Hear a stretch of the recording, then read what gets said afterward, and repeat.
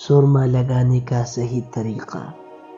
ابو داود میں روایت ہے کہ حضور صلی اللہ علیہ وسلم نے رات کو سوتے وقت خوشبودار سرما لگانے کا حکم فرمایا ہے۔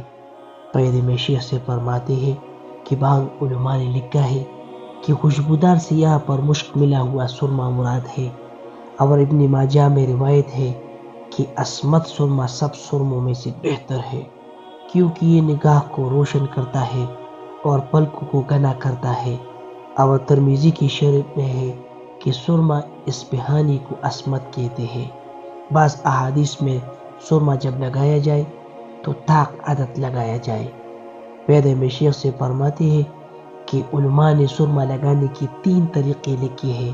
ایک یہ کہ سلائیاں 2 سلائیاں داہنی آنکھ میں اور 2 سلائیاں بائیں آنکھ میں لگائے جائے۔